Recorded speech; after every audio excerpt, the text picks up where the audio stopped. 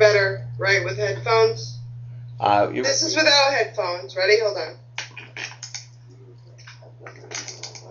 This is with headphones. Well, if you have headphones on, just one of you, then it's not both of you that are getting it. If you, however you had it before was fine. As long as. Are you ready? Are we ready, Rob? Yeah. Hold on 1 second, Jack. We're going on the live lead, okay?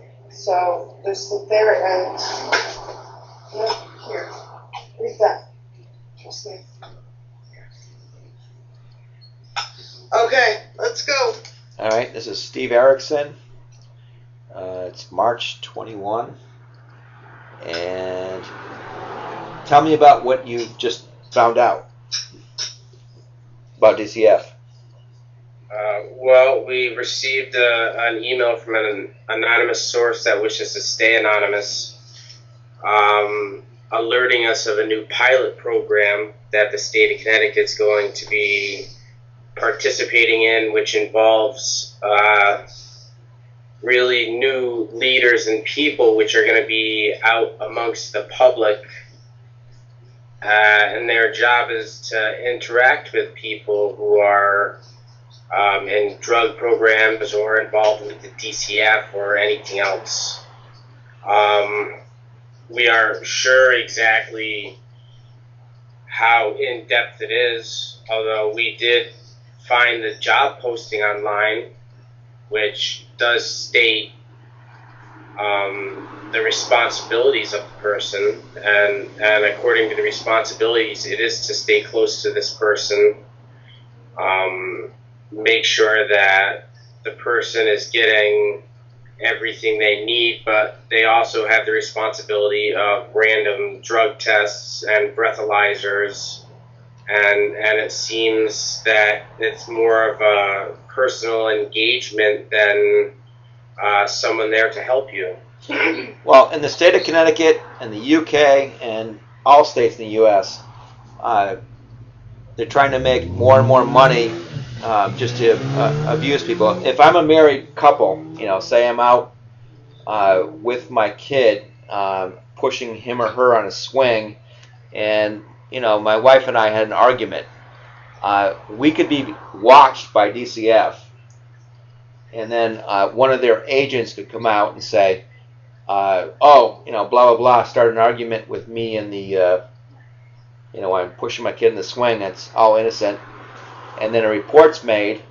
They break us up as a couple. We're not, they want to break up our marriage, take away the kid, and it sounds like they're paying people to do that. What would you think on that?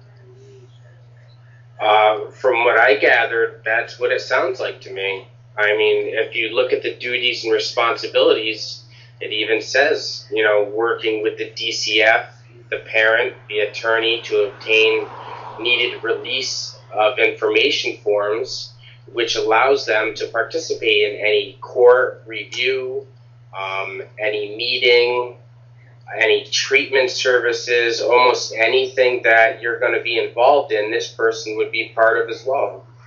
Well, you watch a system and it all sounds benign. You can put it to music, but when you actually go to court and sit around for a day or two or three, watch what they do, and you talk to people. I mean, they're abusing people in such great numbers. People really should be outraged. I would be outraged, Steve. I believe that this is unconstitutional, what they're doing. They're pretty much setting people up for failure, to engage them to get upset, to engage in bad activities, to provoke people to get upset. And it's not even just DCF, it's the Department of Mental Health and Addiction Services as well that they're targeting. If I were Jerry Springer, I would say, give us your biggest scumbags to abuse our families for federal tax dollars. We want I have to agree with you, Jerry Springer. that's exactly what they're doing, and they've been doing it, and it looks like they've just created another way to destroy families in Connecticut. I often wonder, what will the family trees look like in 20 or so years? Well, I mean, if you put something online, we want people to spy on your children. We want to provoke you if you're out somewhere. We want a woman to follow, or a man, follow you into the bar, into a restaurant, into the bathroom. We want these people to be the shadow government, to hang out in parks. I walked across Lawrence, Mass, during the day, and it was almost surreal. There's nobody and nothing, and then the police showed up because I was out in public during the day at a park. I mean, that's how bad it's gotten. It's really scary to know that if you are at a park with your child, that just somebody sitting around hanging, on the park bench just approached you and just starts speaking. And I'm sure, their search for people to employ, well, I'd like to say that with the information that we obtained and what they were looking for in the person, it says that they get a commission off of basically they get a commission on how many families they can wreck, or how many people's lives they can wreck. So you're at the playground with your children, and you start speaking to this nice person, thinking that they're a nice person, and then it starts to snowball. Or what if that nice person pushes you, and then somebody else has a video camera somewhere else after she pushes you, and it's like, what the hell are you doing? And they see you yelling in her face, or right. Your husband, or whomever. Right, and then they need to make a mandated report. It says, they administer random toxicity screens and breathalyzers. But it also says, confer with DCF worker regarding referrals and approximate services, and to provide standardized reports to the courts, attorneys of record, and DCF, which means they're reporting everything that's happening. And it seems when you read the words, they don't even try to hide what they're doing. Make engagement attempts with clients in various community settings, whether it be the playground or church, and it says including clients' homes, shelters, soup kitchens. Efforts may include attempts to contact clients via home visits and or letters to last known addresses, phone calls, visits to shelters, soup kitchens, collaborating with the DCF and other case managers, and visits to treatment agencies. I mean, it sounds like they're being stalked and harassed. Yeah, I remember when Americans worked for their money in America. I'm saying people still work for America and their for money, but it's ridiculous. More and more money, 6 figures, is being paid to these people that do this.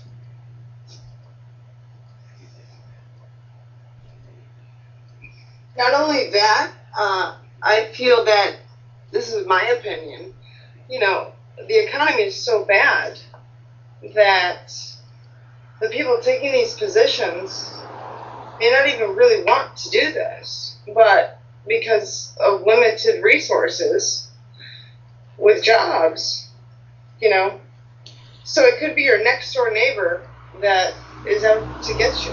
You don't know where they are, who they are. They have to have they have to have a certain amount of coverage on their vehicle.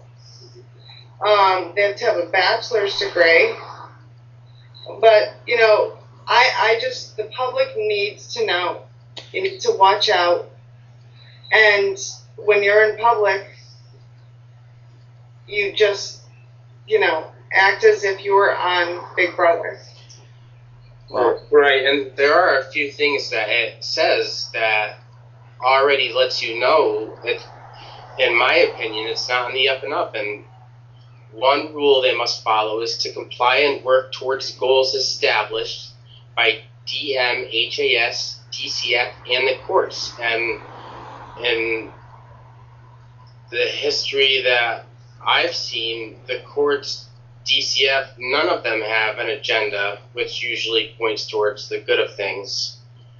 And right below that, it says maintain internal communications by notifying supervisors with all relevant client or program-based information, which means after the collection of all this information, they're building internal files on you. They're documenting all activities and building a time frame of everything that you do. And then it's just going to be used against you. What should people do to combat this? Speak out. I mean, they need to speak out. We need to find out more information about this pilot program that they're starting. You know, where did the money come from to fund this pilot program? Was it hidden in a bill somewhere? Why is this the first that we're hearing of it? Well, it's amazing what I'm seeing just happening in plain sight, and it's every day I look in the news and I'm going, well, Is this America? That's what I wonder. all right. You want to wrap and then we'll talk offline. Yes, but I would like to say to anybody that's heard this, this is serious. This is happening. You need to protect your family. And remember that you don't have to speak to anybody. You have that right to remain silent. If they come to your door, DCF, if they don't have a warrant, if they don't have the police, you do not have to let them in your home. The reason they ask questions is because they don't know. They will tell you everything and anything to scare you, but stand your ground. Otherwise, you're going to fight for your family. And now with these new predators, which I'm going to refer them as, please be careful. And the people in Connecticut, we need to stick up for ourselves and protect our families. So speak out. Start asking questions. If you're married or not, if somebody comes up and grabs the hand of your kid and your child is screaming, who is this person, and your child's being led away. That's the government that we have right now. And we need to change that, and only the people can do so, because legislators aren't going to do it. People need to start getting together and stand united. And as I said, ask questions. Start making phone calls. Start speaking out. Start contacting Steve Erickson. Well, it's not just me. I mean, if 1 in 100 speaks out, people begin to listen. If 1 in 1,000,